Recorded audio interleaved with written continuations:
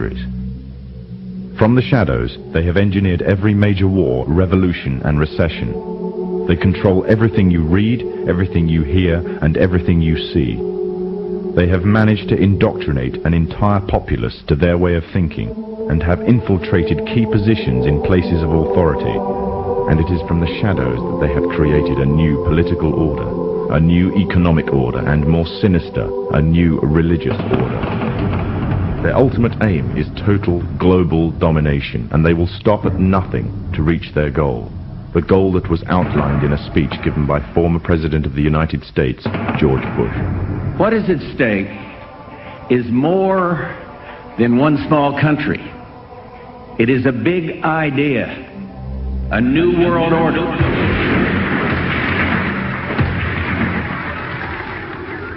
However, the origins of this global plan were not created in the offices of the White House.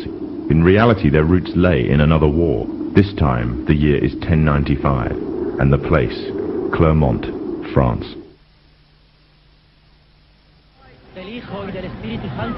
11th century Europe was ruled by the Church, which held a firm grip on the hearts and minds of the people.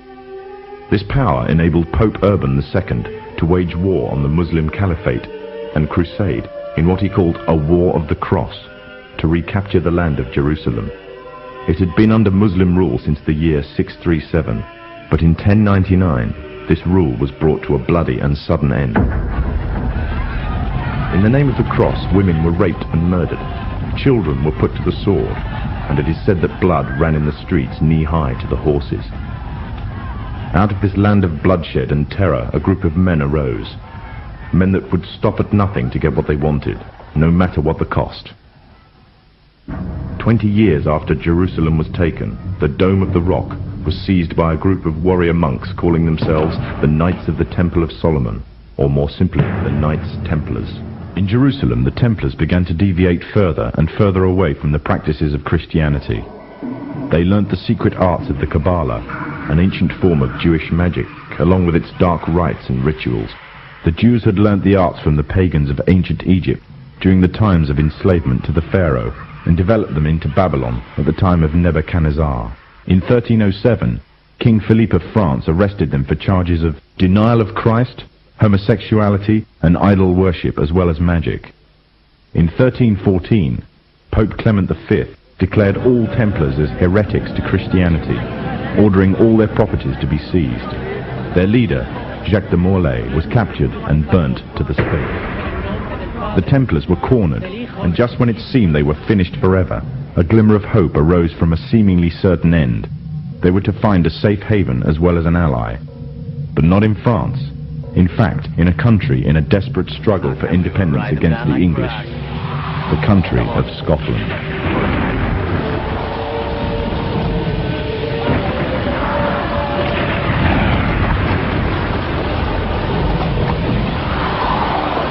For some, Scotland's hope of independence had died with the death of William Wallace.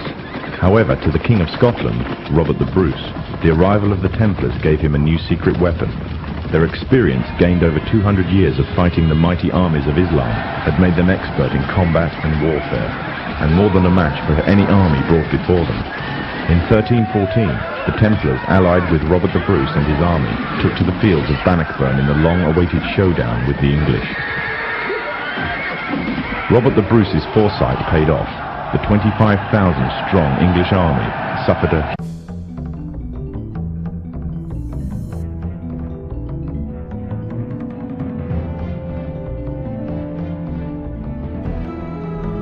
humiliating defeat at the hands of only 6,500 men.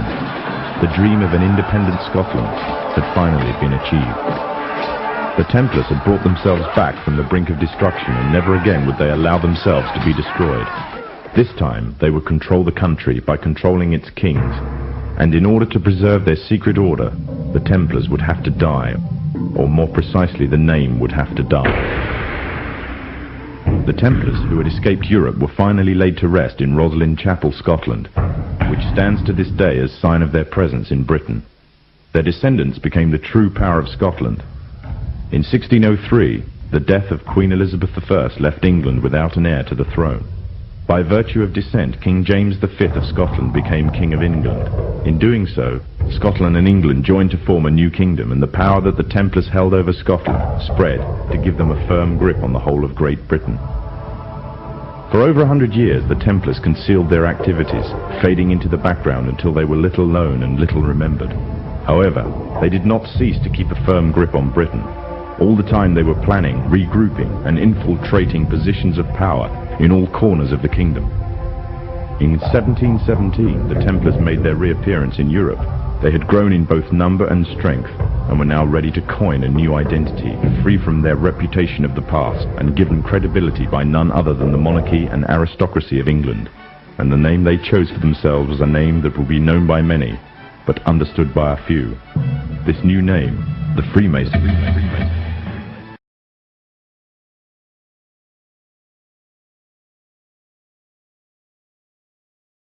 New identity and the grandeur of its members afforded the Masons with respect and dignity.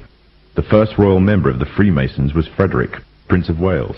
The latest members include Prince Philip, the Duke of Edinburgh, and consort to the current Queen of England, Elizabeth II, who herself is a grand patron to the Masons. However, behind closed doors, the Freemasons were free to indulge in the secret rites and rituals handed down to them by their ancestors, and these became the basis of their levels of membership, called degrees. The Freemasons were not content with power in Britain alone. Their ambitions were far greater. In the years to come, the world would witness Europe and America being plagued by wars and revolutions, each more devastating than the other. However, these would not be as commonly believed, the spontaneous effects of a downtrodden people, but in fact schemes created by the exclusive few driven by hunger for absolute power.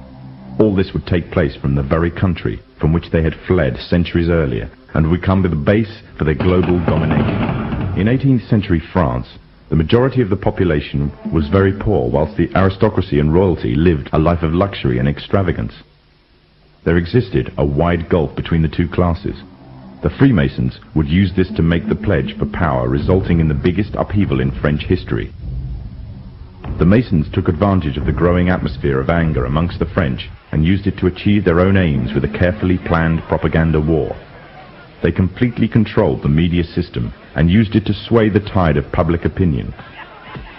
The newspapers were geared into calling for the end of the monarchy and the establishment of a society based on liberty, equality, and fraternity. The Masons' vast amounts of wealth were used to influence the political landscape of France. Politicians funded by the Masons promoted the Masonic ideology. The secret lodges of the Masons were open to members of the French army. High-ranking officers and generals were indoctrinated to the Freemasons' way of thinking. With the people, the politicians, and the military of France under Masonic control, the Masons could finally strike. On the 14th of July, 1789, a group of people stormed the Bastille, a prison in Paris.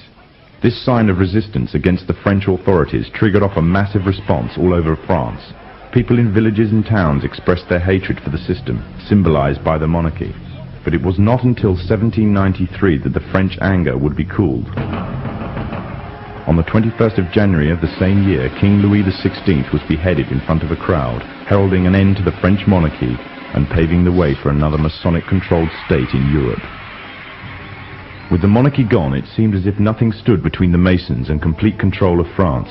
However, what took place would leave the Freemasons in a serious dilemma, and what was to come next was not exactly in accordance with the Masonic plan. A young soldier by the name of Napoleon Bonaparte was about to lead France into a bloody war with Europe, and instead of dancing to the Masonic tune, Napoleon declared himself the Emperor of France. Napoleon was forced to abdicate from his throne in 1814 and was exiled to the island of Corsica. However, in 1815, Napoleon arrived in Paris again, raising a new army ready for a fresh war in Europe. The Masons had a big